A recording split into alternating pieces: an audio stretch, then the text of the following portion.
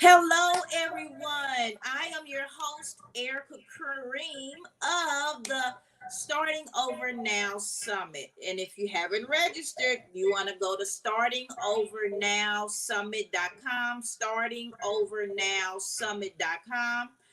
And listen, the reason why we're doing the Starting Over Now Summit is because there's so many millions of women and even men globally that when we go through things, we just feel like that we're going through this alone, and no one has ever been through it ever, and blah blah blah. I am one of the ones. I went through something, and one elderly lady said, "Girl, you ain't the only one that has been through this, and you sure ain't the last."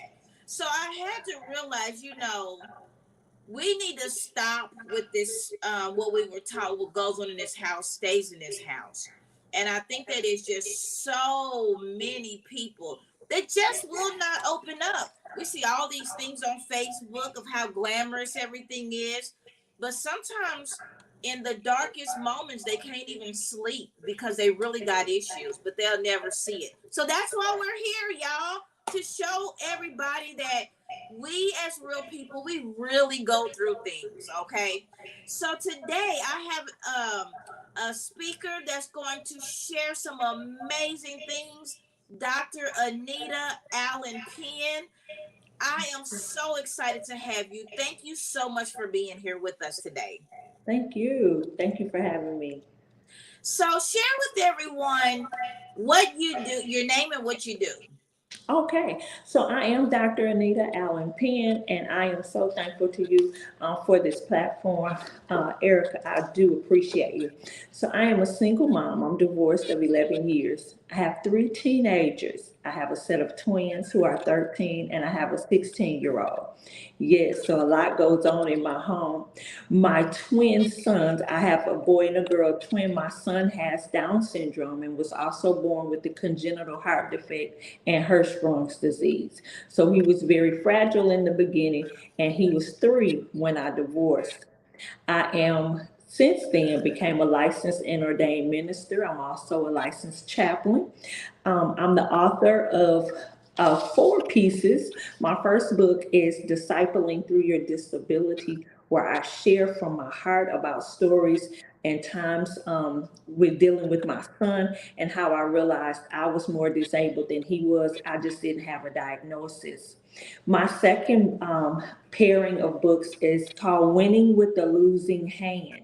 And I kind of parallel it to the game of spades. And I talk about 13 things that would take you out, what you would think would take you out and make you have a losing hand. However, those 13 things, I saw where God used them to promote me to my next level. And that book has a devotional with it. And then I was blessed to be part of an anthropology um, called Black Women Speak Out, and I talked about the disparities of people with diagnosis and how that affects us in our community. I'm looking to be published this summer again, and that one I would love to come back and share with you, but it'll be a 365-day devotional. I am all about saving my folks, just wanting everybody to be saved. I am also the founder of In My Auntie's Arms. It's a 501c3 organization. We founded in 2017. Um, and that started out just coaching, counseling, and loving on like an auntie, women 18 to 40. But then the ones that were over 40 were like, no, we coming too. So it's just been 18 and up. And finally, I work in the area of behavior and mental health as a care coordinator, getting trying to get care and get resources for those in my community. I work in my zip code, working in the community and getting the things and the resources that they desperately need in order to have a successful life. I'm a product of a single mom, and just want to, I appreciate opportunities like this, because you know what, we turn out okay. That's right. Absolutely. I love it. I love it. So you didn't know me, I didn't know you, and I put the call out. And did somebody refer you, or did you actually see the post and was like, I'm doing that, or let me see what that's about? Tell us about that. Absolutely. I absolutely just saw the post. I have three people who help me monitor my social media, administrators. I think that's what they call them on Facebook. So it's like, it's something always going on, and I do it to try to stay engaged and stay connected. But this year, God gave me a new direction and said, launch out. And versus people coming and asking me to do something, I'm starting to look and see, what areas can we be more effective? And a lot of times, especially in the ministry world, we can stick to the same people all the time, and I do not want that to be my story. I've learned through my full time my job. I've learned through it that, everybody that you're able to help doesn't have to look like you. And so versus being a disciple inside the fish tank, getting the same people who look like you, it was time for me to step out and say, hey, your story, the things that you have to share, is beyond this box that you've created. So I started looking, and so when I saw that, I was like, oh yeah, this renew and realign and reset. I'm always saying that, but I'm saying it to this group of people who know me. Let me get over here and see what they saying, so I can learn something new, and hopefully be able to share the things that I've learned along the way. So I absolutely saw you and saw this project and was like, you know what? Let me pray about this, and here we are. Here we are. I love it. I love it. So, our people perish for the lack of vision, right? And Absolutely. so said in 2023, I'm doing something else. I gotta, instead of being over here the whole time, I need to go and venture out. So Mhm. absolutely, now here you are, right? Yes, ma'am. Yes, I ma'am. mean, in life, we just have to make a decision We and do. know what we want, you know? Yes, and I made a decision that I always say, Lord, help my yes be yes. I don't want to say yes and say yes with stipulations. So help my yes to be yes. Yes, I might be moving in fear, but I'm going, and so I may not know what it is. They may not want me back, but but I'm going. Right, I know that's right. I heard someone say, don't ask for permission, ask for forgiveness after you do what you know what I'm saying. Just we Absolutely. have to stop asking for permission, and just go forward, because we stop in fear so much in life. Yes, Us we do. globally, as We with do. black women and just people, period. You know. We do. And once I am I really believe in that SOS, and we use it over on in my group. We call it saving our sisters. I am a proponent of, if I get a step ahead, I'm gonna either be pushing the one in front of me, and I'm pulling the one coming behind me. And with my son having Down syndrome, I had mentor moms. They didn't know they were even mentoring me. It was ladies that whose kids were older than mine, and I was seeing, what are they doing? What are they doing? And then I had that confidence to start building up in me, saying, you know what, I can make sure my son does that. I can make sure he gets over here, and I can make sure he gets over there. And now I'm a mentor mom. I I know haven't that's right. They call me from asking what classes do they take in school down to what barbershop do you use, literally. Okay, I know, I love it. That's so wonderful. We have to give back. We have to. We Like, have that to. is an obligation. You know We what I'm have to. saying? Yes. So thank you so much for that. Thank you so much. Yes. So tell us, everybody, about your story. The life after divorce and all that stuff. Yes. So I I've been divorced 11 years. And at the height of my divorce, I had given up a career. I worked in corporate America. I worked at American Airlines, flying to St. Thomas to get a suntan. That was my life. I loved it. But when my son was born and he was very fragile, I had to make a decision to come off of my job. So my then husband and I made the decision I'd come off my job. I gave up everything. My children became my investment. 3 years in, he said, I can't do this no more. And I said, well, what do you mean you can't do this no more? You don't have a choice. These are our children. And he was like, I didn't anticipate my life being like this. And I said, I didn't either. But you know what? Let me put my boots on. We about to do this, me and these babies. And so, with the help of my mother, who has been a very, very strong support person, and then the village that we have since built, me and my three, I always say if they rocking, I'm rolling. We Okay. happy or sad, I'm with them. And I had to learn some things along the way though. And what I had to learn was to love the me that I see.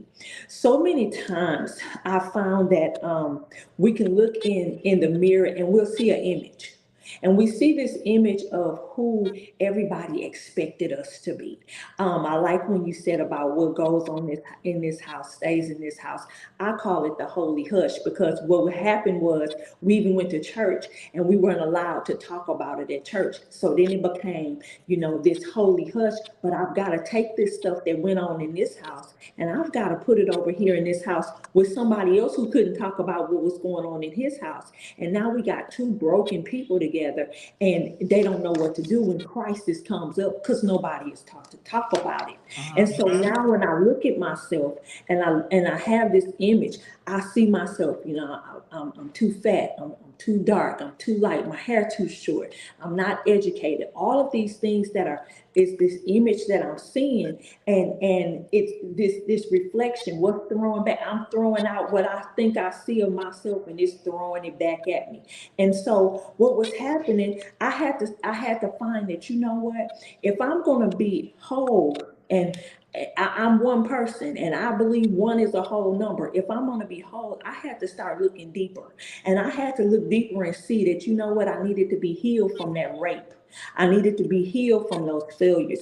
I needed to be healed from that abusive first marriage. I was seeing in my image in this mirror all of the things that I did not like about myself, all of the failures. They were just looking back at me. And so in 1995, I divorced my first husband, being in a domestically violent marriage. And when I looked at myself, I saw that, I felt unprotected. I felt unsupported. I was ashamed. I was embarrassed because now, for the second time, I've gone back home to my mama's house and I felt like a failure. And this time, I can't, it was around 95, 96. The greatest auntie of them all, Aretha Franklin, came out with a song titled A Rose is Still a Rose. I want to share something with you. The Okay. lyrics say this. There was a rose I knew. I met her once or twice before. She was a pretty sweet thing, not the least bit insecure. Then you came along with your slick game and played with her youth. Unashamed of the way you lied, played with the truth. She never knew what hit her, stole her honey, then forgot her. And the rose is gone, and she wears a flower. She's trying to forget about you. Then over in verse 2 is what really was what I held on to. It said, when she faces the mirror, yeah, she's crying and you can't hear her. Now the rose is gone. She wears a flower trying to forget you because a rose is still a rose. Baby girl, you're still a flower. He can't lead you, then take you, make you, and then break you. Baby girl, you hold the power. I had to get my power back. Whenever you see me, I have a flower on, but it's because it's giving me that mental reminder that I'm still a flower. I'm still beautiful. I am not what I was seeing in the reflection. So then I have to say, you know what? I gotta love the me I see, but I gotta see myself in a mirror because a mirror reflects a clear image. What I didn't do, I didn't see my clear image. And so I had to turn to God and get that clarity of who He said I was. He said I was beautiful. He says I'm fearfully and wonderfully made. He gives me these promises that I can hold on to. So when I started seeing myself clearly, then I was able to say, you know what? I can write this book. I can raise these children and I can do it by myself. Now, do I necessarily want to do it by myself? No, I can't. I don't necessarily want to do it by myself, but I know I can do it by myself. And so now I love just sharing with ladies, you know what?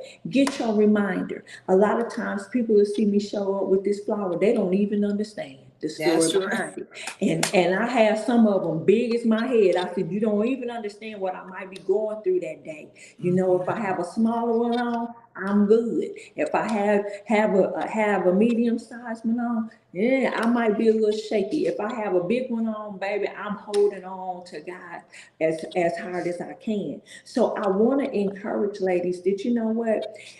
Get to your mirror stage. That's why it's important to do this renew, reset, and realign. Because when you renew yourself, you know, you start trying to see, you know what? Maybe I don't need this stuff. Maybe some of the stuff that's been on my ship that I've been holding, I don't need it anymore. And then when you reset, what I found is that sometimes we don't have to reset and to start over. We have to set it up again. See, a lot of times we've had the right intention, we've had the right directions, but it was the wrong time. And timing is everything. So maybe I need to reset, but I'm resetting these dreams that I had that I got off track. I'm resetting the avenue I'm supposed to be on. I'm setting myself up again, and then realign. Hey, when you realign, that's saying, you know what, I'm getting this thing in order. This time I'm giving 100%. This time 99 and a half ain't gonna do. And so I applaud you for saying starting over now. When is your now? Now. Now. That's And you can always start over. That's what I love about God. And I didn't know you see the song I hung on to was from Aretha Franklin. I wasn't holding on to scripture when I was going through. I had to find that on the other side. I needed something to hold on to say I could make it, that I could still hang in there. So that's why I say, yeah, they can miss me with that holy hush. Yes, I believe that our homes, our community, our church, they all have to work together. But sometimes when you're resetting, you have to see, where do I need to be set up at this time? that's right. Yes, That's ma'am. so good. Good. It's so good. I tell everybody, listen, you all, you have got to get a pen and a piece of paper, a whole notebook. When I'm over here writing while you talking, girl, I'm like, woo, that was good. Woo. That Hey, is just so awesome. So, yeah. you know, share with everyone a couple of principles that you live by, meaning that did I ask you that already? Like, what do you live by? Well, first, before you answer that, you said something that you wasn't diagnosed. You had a disorder, but you wasn't diagnosed. Mhm. What did you mean by that? Okay, so my son has a disability and it is Mm-hmm. diagnosed, but he don't know he have it. Okay, And okay. so what I started seeing was that some of my isms, thinking I'm too fat, you know, thinking my hair is too short, I can't operate because I don't have a husband, I don't have a degree. All those things were disabling me. But you can't diagnose Mhm. that. And so what I Right. had to realize was that I'm more disabled than this boy who holding the whole diagnosis getting a check.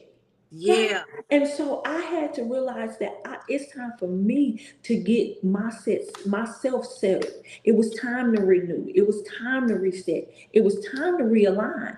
Or either I wasn't gonna move forward. I wasn't be no good for me or my three. Mm-hmm. Mhm. And Ooh, many of that us is. are walking through our disability. And one of the things that I love to point out from that first book is discipling through your disability. A disciple is a teacher. This boy was had some of everything diagnosed, but he has taught me more than any education I've paid for, than any lecture that I have listened to, just by watching his life. He don't know he have no disability. And I said, you know Mhm. what, Lord, let me walk like that. Let me be so confident in you that the things that should hold me back, I don't even see them. Okay, I love that. Oh my goodness. And what makes it so interesting is that we all have it. It's to some Yeah. degree, but it's not diagnosed. So Yes, you ma'am. are so right about that. Yes, ma'am. Oh my goodness. Okay, so now back to the original question that I was going to ask you. Thank you for answering that, clearing that up. So what are the principles that you live by right now for your success? Okay, so one of the principles, and I get this from a scripture from Ephesians 4:22. Put off your old self. I'm not who I used to be. I Mm-hmm. can own it. I have done, yeah, I did it, but I'm not Mm-hmm. there anymore. And Right. one of the main things that I live by is that other people will not hold me where I'm not at anymore. Now, that's bad grammar, but I'm not at that place, so you Right. can't keep me there.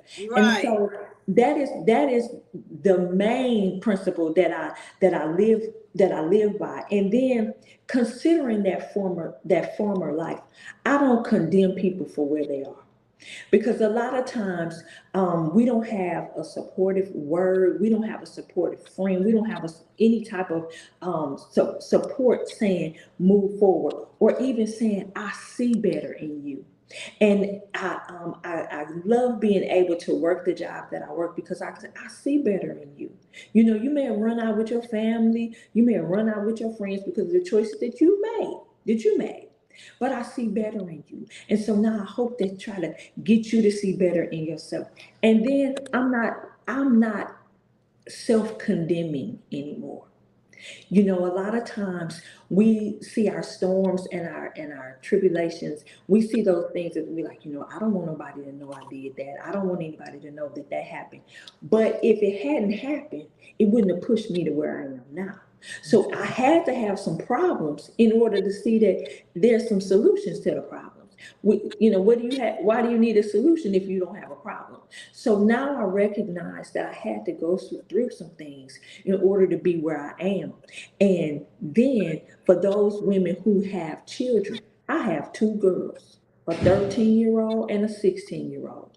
And if they can't learn it at home in love, I don't want them to learn it in the street. So yes, I've had to explain to my girls that I didn't make all the right decisions. I had to explain to my girls that, hey, yeah, I was raped in college because I was drunk. I've had to have those conversations with them that, yeah, I had gastric surgery because I didn't have a good impression of myself. And now my hair falling out. Now my teeth having problems. I just tell them the truth. And Yeah. so in sharing the truth with them, I pray that whoever I touch, my own children, my bonus babies, those that come along, that I'm able to share with, whoever it is, to let them know that, don't live under shame and embarrassment. Understand that there's a purpose for it, and it's to get you to your next stage. I love it. I love it. I also love that you said you so for some people that don't want people to know, so they are judging. But how about for the people that forgot what they did and they judging? You know what I'm saying? You forgot all that bull crap you done done to Right, that you people. did. Yeah, Yeah. yeah. And you know what? And that's kind of hard. But I try to say to myself, nah, you know what you Mm-hmm. did. And you're not at this age without doing nothing. And then if you are, at least be grateful that he kept you. He kept some Yes. things away from you. So I don't just I don't diss anybody in what they're doing, but I will help you have the information on how you don't have to do it anymore.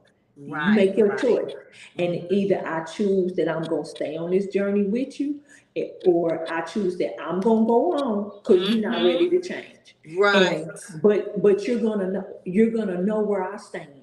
And you're gonna know that I'm saying, hey, sometimes we just gotta say, I can't do this no more. Right, And I've been there too. Yes, I did it. I sure did, but I don't do that no I don't more. do that no more. Right, right. As we get older, we get to choose boundaries for our lives. We We get gotta to have them. choose whatever we want for our life. Like We our got to. and I said this before, but I'll say it again that we get to I tell people accept my no's like you accept my yeses. I Mhm. get to tell you no because I get to decide. I'm grown and I'll decide I don't want to do it or I do want to do it. And I don't Mhm. want to feel guilty about it, right? When I hit 50, I started saying, now I can say I don't want to. You Mm-hmm. know, it's not that I don't want to. I don't have to tell you why I don't want to. Right, right. I don't Absolutely. want to. Okay, so I got to ask this question. How old were you when you had your first child? 37. Okay, so the reason why I asked you that because there's so many people, including myself, had a child at age 19, and people have them at 20 and 25. But what do you, by having it at your child at 37, comparing yourself to other people, were you able to travel first I and do? did. Yeah, you did. You did that, didn't you? With your I kicked airline, it, honey. I kicked it. Do you you hear kicked me? it. Okay. I say, and actually, my oldest daughter, she saved me from me. When I say I kicked it, I was kicking it, getting her. Okay. Yes, did I have to have DNA testing? Absolutely, because I was truly kicking it. But she saved me from me because once I found out I gotta make decisions that affect somebody else's life for real. Hmm. And so, and she has been like my rock. Because I had twins at 40, That's what I'm right? saying, right? And then 3 years after that, my daughter became a surrogate parent, my oldest daughter. Okay. And we actually have a workshop that we put together, hoping to start teaching from parenting without a partner. But she was my partner. And so, Yes. and in being my partner, guess what? She had to help hold me when I cried. So Yeah. it's a total it's totally different. But then also, I'm old enough to be that mama that everybody likes, that nurturing. I'm Hmm. old enough to nurture. Today I got up this morning at 4 o'clock this morning, popping popcorn for all her friends that sit with me at her basketball games. Yeah, so they've been sending me pictures all day, and I said, oh, y'all my Valentines. And so, but they don't get that from their mothers who are younger, just living life like I was. And so Right. I don't condemn it. I'm like, yeah, I got y'all. I'll bake the cookies. I'll do I that because I'm love just at the that. house. Oh my goodness. Yes. And then I find that, you know what? Then some of their mamas, they need that nurturing too. Yes. Mhm. And I'm able Absolutely. to do that. And then because I'm old, one of the they make you laugh. One of them told my daughter, they said, I I like your mama because she don't come up to the school with a bonnet on her head. Right. So I got some standards, that we got from, just them old school upbringings that That's I right. carry over into that. So it's been a journey, but I tell you what, I wouldn't take nothing for it. And I mean that. Even my son and his illnesses, I have learned so much. I've had an opportunity to meet people from all walks of life. Because let me tell you something. Sometimes something can hit your house. It don't matter what kind of money you have. It don't matter what your address is. When it hits your house, y'all all dealing with the same thing. Okay. Hmm. That's right. Hmm. Money don't solve everything, right? Listen, you When it, you it when it you hits can't you, write a check to write a disability away. okay. And Mm. when it's for you, God says, it's for you. Let's throw your tail down, right? That's it. And you know what? That's what he did for me. And then I Hmm. was able to start getting focused and to see that those things that I experienced would be my validation. Now, when I have a conversation with you, I can have a conversation with you, and I can be Dr. Penn all day long, but I can also be Nita from Flint, Michigan, and get Okay. real hood with you if Okay. I have to.